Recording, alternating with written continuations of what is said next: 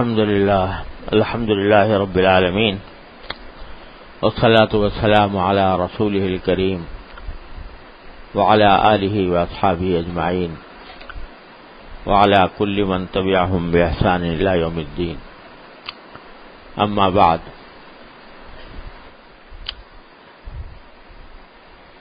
اللہ تبارک و تعالی نے جہاں روزوں کی فرضیت کا ذکر فرمایا ہے کہ یا ایھا الذین آمنوا کتب علیکم الصیام کما کتب علی الذین من قبلکم،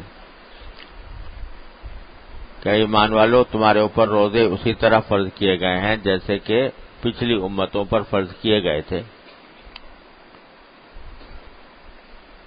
تو جہاں یہ فرضیت کا بیان ہے تو وہاں اس روزوں کے ایک مقصد کا بھی بیان ہے کہ لعلکم تتقون. روزے ہم نے تم پر اس لیے فرض کیے تاکہ تمہارے اندر تقوی پیدا ہو.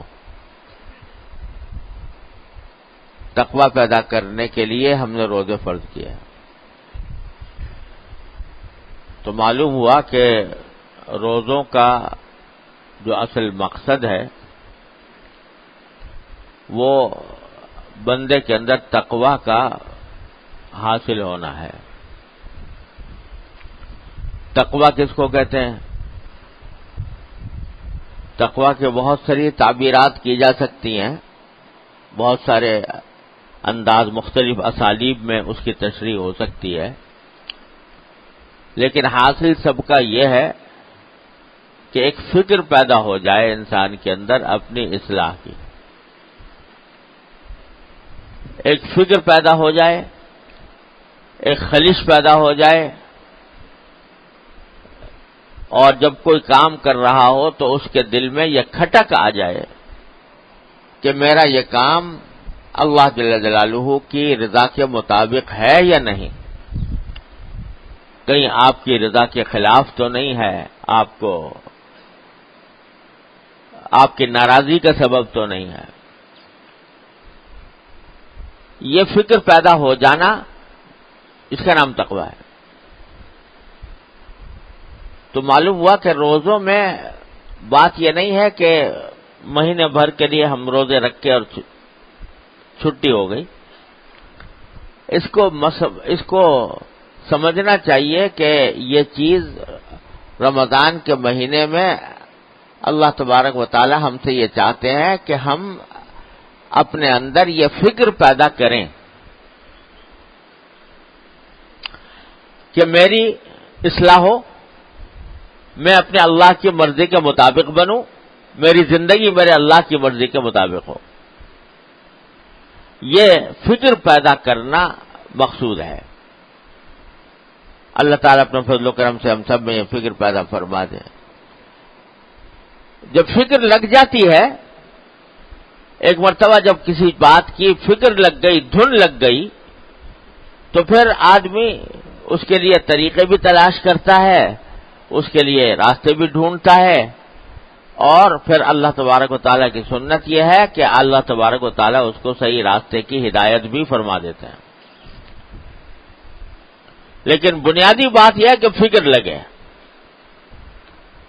اب ہوتا یہ ہے عام طور پر کہ رمضان کا مہینہ آیا اور اس کے اندر الحمدللہ توفیق ہو گئی روزہ رکھنے کی بھی، تراویح پڑھنے کی بھی. اس وقت میں بڑا جوش و خروش ہے، جوش بھی ہے کہ بھئی رمضان آیا ہے تو ہم اپنی عبادتوں میں بھی اضافہ کریں، اپنے ذکر میں بھی اضافہ کریں، اپنی تلاوت میں بھی اضافہ کریں، اور اللہ تعالیٰ کی طرف رجوع بھی کریں. مگر کچھ نفس اندر سے یہ سوچتا رہتا ہے کہ یار ایک مہینے کا معاملہ ہے، کسی طرح گزار لو اس کو. ایک مہینہ گزرے گا تو پھر انشاءاللہ وہی جس حالت میں تھے ویسے بھی چلے جائیں گے، ویسی زندگی ہوگی، ویسے ہی سوئیں گے، ویسے ہی اٹھیں گے، ویسے ہی اپنا سارے کام کریں گے. لیکن یہ ایک مہینہ تو گزار لو. دماغ میں کچھ اس طرح کی بات آ جاتی ہے اور اس کے نتیجے میں یہ سمجھتے ہیں کہ بس مہینہ گزر لیا تو بس بات ختم ہو گئی.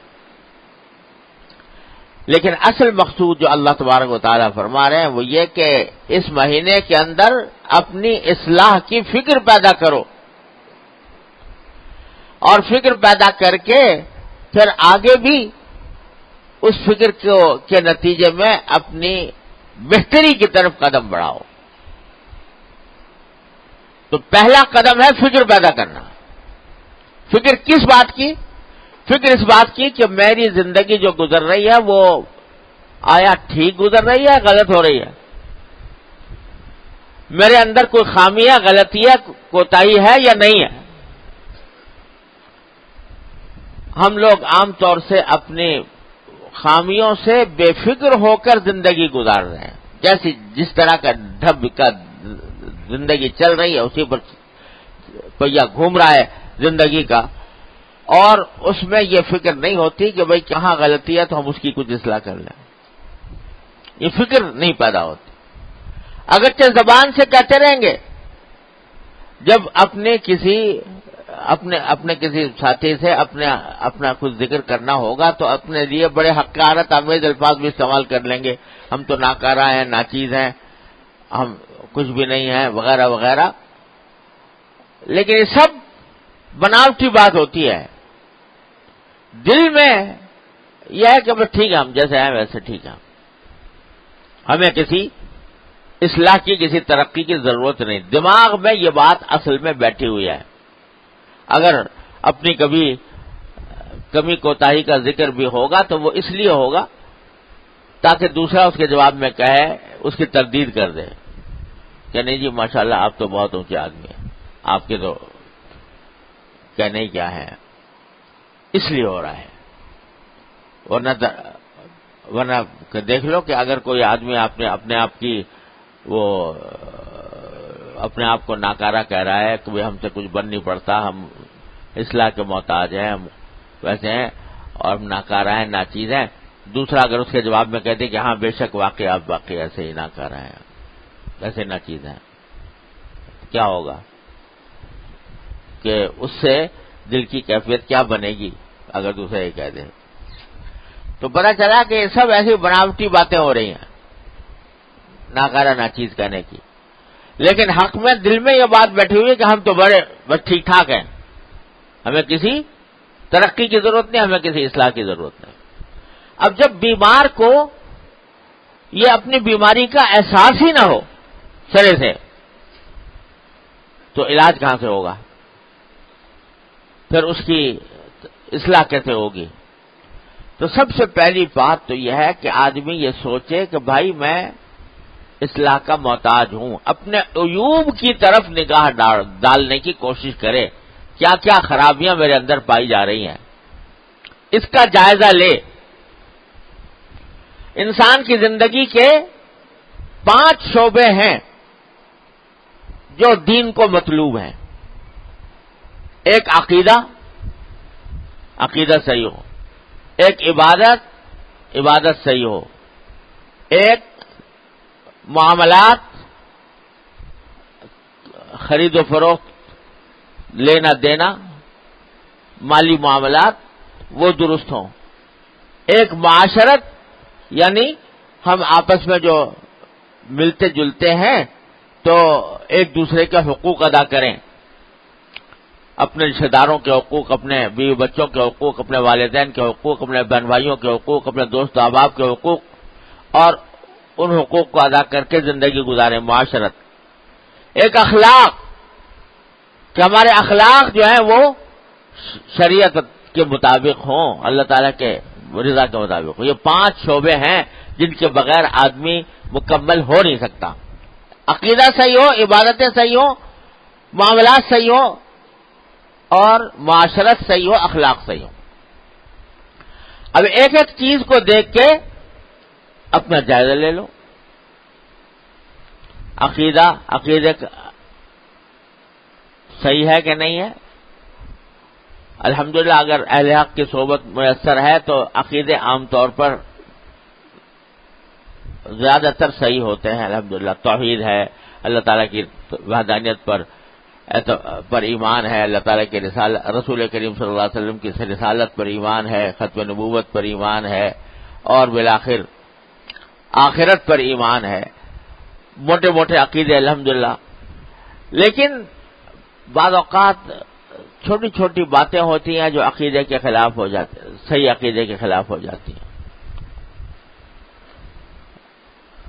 کسی اللہ والے کو، بزرگ کو سے مانگ لینا، دعا مانگ لینا، ایسے ہی جہالت میں لوگ مانگ لیتے ہیں. ارے بھائی، مانگنے کی ذات تو ایک ہی ہے، اسی سے مانگو، اور اگر کسی اور سے مانگ رہا ہو تو شرک ہو گیا. تو اس طرح کی باتوں سے اجازہ لے کے دیکھ لو میرے توحید مکمل ہے کہ نہیں. حقیقت میں اللہ تعالیٰ کو میں سچا واحد مانتا ہوں، اپنی ساری حاجتیں اسی سے مانگتا ہوں کہ مخلوق سے میں نے لو لگائی ہوئی ہے. یہ درست. تو عقیدے عام طور سے درست ہوتے ہیں. عبادات کو دیکھ لو، عبادات صحیح ادا کر رہا ہوں، 5 وقت کی نماز فرض ہے، وقت صحیح وقت پر پڑھتا ہوں، جماعت کے ساتھ جانا، جماعت کے ساتھ ادائیگی جو ہے تقریباً واجب ہے، تو وہ جماعت کے ساتھ پڑھتا ہوں یا اکیلی تنخواہ دیتا ہوں. اور نماز پڑھتا ہوں تو نماز کے جو آداب ہیں، شرائط ہیں، وہ کچھ ادا کرتا ہوں کہ نہیں کرتا ہوں. جو فرائض ہیں پتہ ہے کون سے چیزیں فرض ہیں، کون سی واجب ہیں، کون سی سنت ہے، کون سی مستحب ہیں، اور کیا آداب ہیں پتہ ہے. اور اگر پتہ ہے تو عمل ہے ان کے اوپر. واقعی آداب صحیح ہوتے. جب کھڑا ہوتا ہوں نماز میں تو واقعی اس طرح کھڑا ہوتا ہوں جیسا ہونا چاہیے. جب ہاتھ اٹھاتا ہوں تو اس طرح اٹھاتا ہوں جیسے کہ اٹھانے چاہیے. جب رکوع کرتا ہوں تو اس طرح کرتا ہوں جیسا کرنا چاہیے. یہ فکر ہے یا یہ چل رہا ہے بھائی اللہ کا شکر ہے نماز کی عادت پڑ گئی ہے، جیسی تیسی ہاتھ اٹھائے اور نماز شروع ہو گئی، ایک مشین چل گئی اور اس کے بعد سلام پھیر کے ختم ہو گئی. کس طرح پڑھی، کس طرح نہیں پڑھی، رکوع صحیح ہوا کہ نہیں ہوا، سجدہ صحیح ہوا کہ نہیں ہوا، اور آداب ادا ہوئے کہ نہیں ہوئے، اس سے بحث نہیں. بس ایک روٹین ہے چلی جا رہی ہے. اگر آدمی غور کرے گا تو خود بخود پتہ چلے گا کہ ہاں واقعی مجھے ضرورت ہے. قرآن یہ کہتا ہے کہ الذین هم فی صلاتہم خاشعون، فلاح ان کو ملتی ہے جو اپنی نماز کے اندر خشوع اختیار کرتے ہوں. صرف نماز پڑھ لینا ہی صرف کافی نہیں ہے، نماز کے اندر خشوع بھی مطلوب ہے. وہ چاہیے کہ خشوع بھی پیدا ہو. تو ہر ایک نظر ڈال کے دیکھے اپنے کہ خشوع ہو رہا ہے حاصل. اگر نہیں ہو رہا تو فکر کیوں نہیں ہے؟ اگر نہیں ہو رہا تو چین کیوں آ رہا ہے کہ میں اللہ کی مرضی کے مطابق نماز نہیں پڑھ رہا؟ اور عبادات دیکھ لو، زکوٰۃ ہے، زکوٰۃ کہاں فرض ہوتی ہے، کس کے ذمہ ہوتی ہے، کس کو دینی ضروری ہے، کچھ پتا ہے؟ مسائل معلوم ہے؟ اگر معلوم ہے تو عمل ہو رہا ہے یا ویسے ہی الرٹب نکال دیا اور پتہ نہیں کہ کتنا اپنے ذمہ رہ گیا؟ تو عبادات میں آدمی اپنا جائزہ لے کے دیکھے. پھر معاملات میں جب میں خرید و فروخت کرتا ہوں شریعت کے مطابق کرتا ہوں. جب میں کسی سے کوئی مالی معاملہ کرتا ہوں تو شریعت کے مطابق کرتا ہوں. شریعت نے یہ کہا ہے کہ اگر تمہارے درمیان کوئی ادھار کا معاملہ ہوا ہو تو لکھ لیا کرو. یہ کیوں کہا؟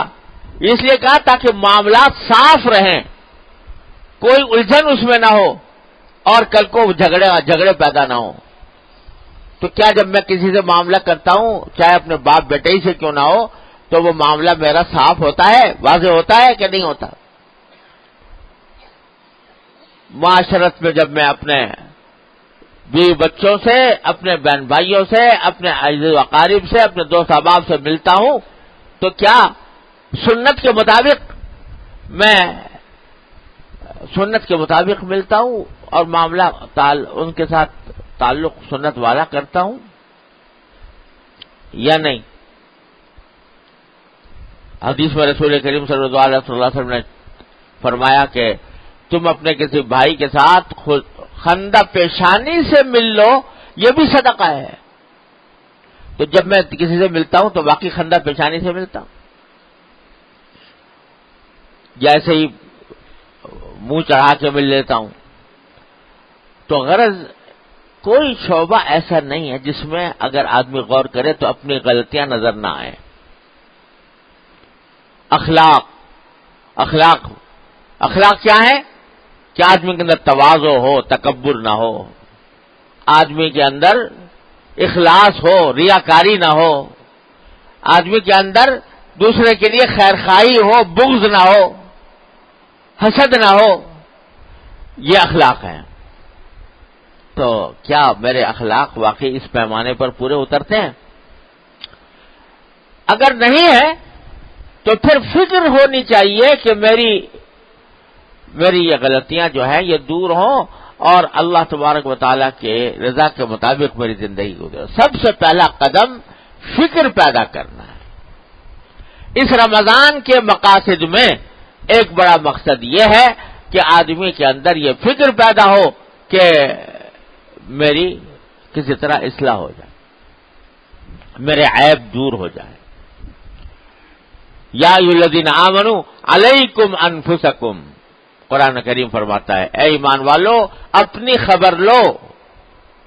اپنی خبر لو کے معنی اپنے حالات کو دیکھو، اس میں کیا چیز قابل اصلاح ہے، کیا نہیں ہے. جو قابل اصلاح ہے اس کی فکر میں پڑو کہ اس کو کیسے کروں، اصلاح کیسے کروں. علیکم انفسکم. آج ہماری صورتحال عام طور سے یہ ہے الا ماشاء اللہ کہ دوسرے کا عیب تو فوراً نظر آ جائے گا. دوسرے کا عیب فوراً نظر، اس کی تحقیق کی بھی ضرورت نہیں کہ واقعی وہ عیب ہے یا کچھ اور بات ہے، کوئی عذر ہے. اس کو اوپر عیب لگانے میں، اس کی مذاق اڑانے میں، اس کے اوپر طنز کسنے میں، اس کی برائی کرنے میں کسی تعامل کی ضرورت نہیں، تحقیق کی بھی ضرورت نہیں. ایک کان میں پڑ گئی کہ فلاں نے یہ کام کیا تھا، یہ اچھا موضوع ہاتھ آ گیا مجلسیں گرم کرنے کا، اور مجلسیں گرم ہو رہی ہیں دوسرے کے مردار گوشت کھا کر، اس کی غیبتیں کر کے. اور غیبت ہی نہیں، کیونکہ تحقیق نہیں لہذا بہتان، الزام، تراشیاں، فلاں اتنا پیسے کھا گیا، فلاں نے یہ کر لیا، فلاں نے یہ کر لیا. دوسرے کی برائی اور دوسرے کا عیب پکڑنے میں بہت تیز ہیں ہم لوگ، اور ہماری زبانیں خوب چلتی ہیں اس کام کے لیے. دماغ بھی خوب چلتا ہے، دماغ سے خود بخود اس میں ایک طرح سی بات پتہ چلی، اس کے اوپر 10 ردے لگا دیے اپنے سوچ سے، اپنی طرف سے. العیاذ باللہ. یہ پتہ نہیں کہ یہ جو اپنی طرف سے ردے لگا رہے ہو یہ بہتان ہے. غیبت الگ ہے اور بہتان الگ ہے. اور قیامت میں جب پکڑ ہوگی تو سب چھٹی کا دودھ یاد آ جائے گا کہ یہ کیا ہم نے کسی کے بارے میں کیا سوچا تھا اور کیا اس کے بارے میں ہم نے کیا الفاظ استعمال کیے تھے. تو دوسروں کا عیب پکڑنے میں تو ہم بڑے تیز ترار ہیں، اس کا ذکر کرنے میں بھی تیز ترار ہے، لیکن اپنے بھی تو دیکھ لو بھائی. دوسرے کا قرآن کہتا ہے لا یضرکم من ضل اذا اهتدیتم. اگر کوئی دوسرا گمراہی کے راستے پر جا رہا ہے وہ تمہارا نقصان نہیں پہنچائے گا اگر تم خود راستے پر ہو تو. اس کا عمل تم سے تو نہیں پوچھا جائے گا. یہ جو تم مجلسوں میں دوسروں کے تذکرے کر رہے ہو اور اس کی غیبتیں کر رہے ہو، اپنی طرف سے بہتان لگا رہے ہو، تو مرنے کے بعد تم سے نہیں پوچھا جائے گا کہ اس نے اگر غلط کام کیا تھا تو تم سے بھگتو. لا یضرکم من ضل، جو گمراہی کے راستے پر گیا وہ تمہیں نقصان نہیں پہنچائے گا. تم سے تو تمہارے بارے میں سوال ہوگا، تم کیسے تھے اور تم نے کیا عمل کیا تھا. تو اس کی فکر کرو کہ تم سے سوال ہوگا. ولا تسألون عما كانوا يعملون، تم سے نہیں پوچھا جائے گا وہ کیسا عمل کرتے تھے. ہر ایک آدمی کا عمل اپنے ساتھ ہے.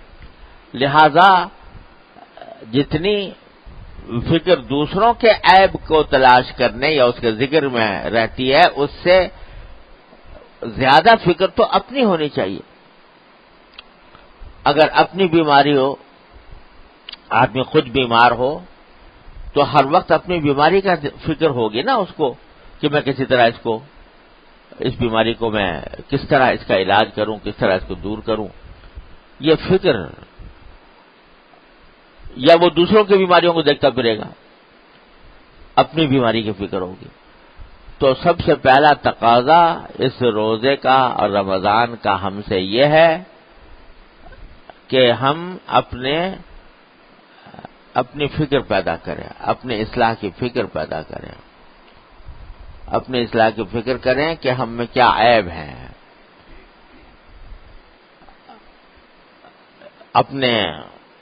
جب ایک مرتبہ یہ فکر پیدا ہو جائے گی تو پھر راستے کھلیں گے.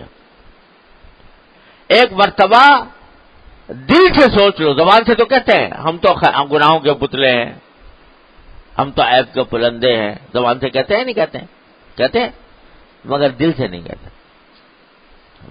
ایک مرتبہ دل سے کہہ دو کہ ہمارے اندر کتنی خطائیں ہیں، ہمارے اندر کتنی غلطیاں ہیں، اس کو دل سے سوچ لیں. جب یہ سوچ لیا تو پہلا قدم الحمدللہ درست ہو گیا کہ اب اصلاح کی کچھ خیال پیدا ہو گیا. اب اللہ تعالیٰ سے مانگ لو. پہلا قدم یہ ہے، پہلے تصور کرو کہ ہمارے اندر پتہ نہیں کتنی خرابیاں ہیں، کتنی غلطیاں ہیں، کتنے امور قابل اصلاح ہے، خدا جانے ہمارے اندر کیا کیا عیوب پائے جاتے ہیں. اب ایک مرتبہ سچے دل سے بارگاہ الہی میں حاضر ہو جاؤ. یا اللہ، میں نے سوچا، اب تک تو میں غفلت میں پڑا ہوا تھا، میں نے سوچا، غور کیا تو دیکھا تو اب میرا تو بہت حالت خراب ہے، میرے اندر بہت عیوب ہیں، نہ میری عبادتیں صحیح طریقے سے انجام پا رہی ہیں، نہ میرے معاملات آپ کی مرضی کے مطابق ہیں، نہ میری معاشرت نبی کریم صلی اللہ علیہ وسلم کی سنت کے مطابق ہے، نہ میرے اخلاق مجلہ مصفہ ہے. یا اللہ، میں تو پتہ نہیں کیسے کیسے عیوب میں مبتلا ہوں. اے اللہ، میں آج سے ارادہ کرتا ہوں کہ اپنی اصلاح کی فکر کروں گا. اے اللہ، اپنی رحمت سے مجھے اس کی صحیح راہ سجا دیجئے، اس کا صحیح طریقہ سجا دیجئے. اے اللہ، اپنے عیوب پر مطلع فرما دیجئے اور ان عیوب کو ازالہ کرنے کی جو صحیح تدبیر ہے، اے اللہ وہ دل میں ڈال دیجئے. خوب مانگو اللہ میاں سے، اللہ میاں سے خوب مانگو. ہمارے حضرت والا فرمایا کرتے تھے، اللہ تعالیٰ ان کے درجات بلند فرمایا کرتے تھے کہ ارے میاں، تم اللہ میاں سے باتیں کیا کرو. یعنی دعا جو ہے نا، اللہ میاں کوئی جو غیر ہے، کوئی اجنبی ہے؟ اللہ میاں تو اپنے ہی ہے نا، اپنے ہی خالق ہے، اپنے ہی مالک ہے، اپنے ہی سارے مشکل کشا ہے، اپنے حاجت روا ہے، سب کچھ ہمارے وہی ہیں. تو تکلف مت برتا کرو اللہ میاں سے، بلکہ اللہ میاں سے باتیں کیا کرو. یا اللہ، میں پھنس گیا ہوں اس مصیبت میں، اپنی رحمت سے نکال دیجئے. یا اللہ، آپ کے قبضہ قدرت میں ہے، آپ نکال دیجئے. ہمارے یہاں اللہ میاں سے کہہ دیا کرو کہ یا تو مجھے نکال دیجئے اس سے، ورنہ مجھ سے مواخذہ نہ فرمائیے گا، مجھ سے میری گرفت نہ فرمائیے گا. سمجھا؟ اللہ میاں، میں آپ کا بندہ ہوں، آپ نے مجھے پیدا کیا، آپ میرے سب کچھ آپ ہی ہیں. تو یا تو مجھے نکال دیجئے ان بلاؤں سے اور ان بیماریوں سے اور میری اصلاح کر دیجئے، ورنہ آخرت میں مجھ سے مواخذہ نہ فرمائیے گا. میں آپ کے سپرد کرتا ہوں اپنے آپ کو، افوض امری الی اللہ، میں اپنے تفویض کرتا ہوں. تو بندہ جب اپنے اللہ میاں سے ایسا رابطہ پیدا کر لیتا ہے نا کہ وہ میرے ہیں، میں ان کا ہوں، تو لہذا میرے اور ان کے درمیان کوئی تکلف کا پردہ حائل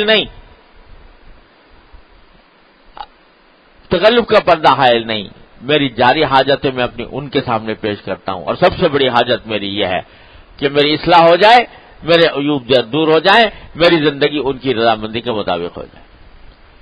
تو بھائی، اللہ تبارک و تعالیٰ اپنی رحمت سے اس کی ہم سب کو توفیق عطا فرما دے. حاصل خلاصہ یہ کہ سب سے پہلے اصلاح کی فکر، اصلاح کی فکر کے لیے اپنے عیوب کا اقرار دل سے، زبان سے نہیں، دل سے، اور پھر اللہ تعالی کے حضور اپنی سارا کچا چٹا ان کے حضور پیش کر دینا، یا اللہ میں ایسا ہوں، میں ایسا ہوں، مجھ سے نہیں بن پڑ رہا، آپ اپنے رحمت سے مجھے صحیح راستے پر ڈال دیجئے۔ پھر دیکھو کیا ہوتا ہے۔ روز کرو یہ کام، روز اللہ تعالیٰ کی بارگاہ میں یہ ارزداش پیش کرو، روز اللہ تعالیٰ کی بارگاہ میں یہ مناجات کرو، وہ محروم فرما دیں گے، دھتکار دیں گے، بھگا دیں گے کہ تم غلط مانگ رہے ہو، میں نہیں مانتا تمہاری، وہ اس طرح دھتکار کے چھوڑ دیں گے۔ ارے وہ کریم کی بارگاہ ہے، ارے وہ ہمارے خالق و مالک کی بارگاہ ہے، وہ ہمارے پروردگار کی بارگاہ ہے، وہ اس طرح نہیں دھتکارا کرتے بندے کو۔ تو جب بندے کو وہ کہتے ہیں کہ بندہ جب میری طرف ایک قدم بڑھتا ہے میں 2 قدم بڑھ کے جاتا ہوں، وہ اگر چل کے آتا ہے تو میں دوڑ کر جاتا ہوں اس کے پاس، لہذا وہ مایوس نہیں کریں گے، وہ رد نہیں فرمائیں گے، مگر ایک مرتبہ سچے دل سے مانگ لو ان سے یہ بات، اعتراف کر کے، دل سے اعتراف کر کے، اور پھر اس سے مانگ لو تو دیکھو کیا ہوتا ہے۔ اللہ تبارک و تعالیٰ اپنی رحمت سے انشاءاللہ راستے کھولیں گے اور اللہ تعالیٰ اصلاح فرمائیں گے۔ اللہ تعالیٰ اپنی رحمت سے، اپنے فضل و کرم سے مجھے بھی اور آپ کو بھی سب کو اس کی توفیق عطا فرمائے، اور اس رمضان کے جو ساعات باقی ہیں اللہ تبارک و تعالیٰ اس کو ہمارے لیے اصلاح کا ذریعہ بنا دے، اپنی رضا کی زندگی تک، اللہ کی رضا کی زندگی تک پہنچنے کا ذریعہ بنا دے۔ وصلی اللہ تعالی علی خیر خلقہ محمد وآلہ وسلم۔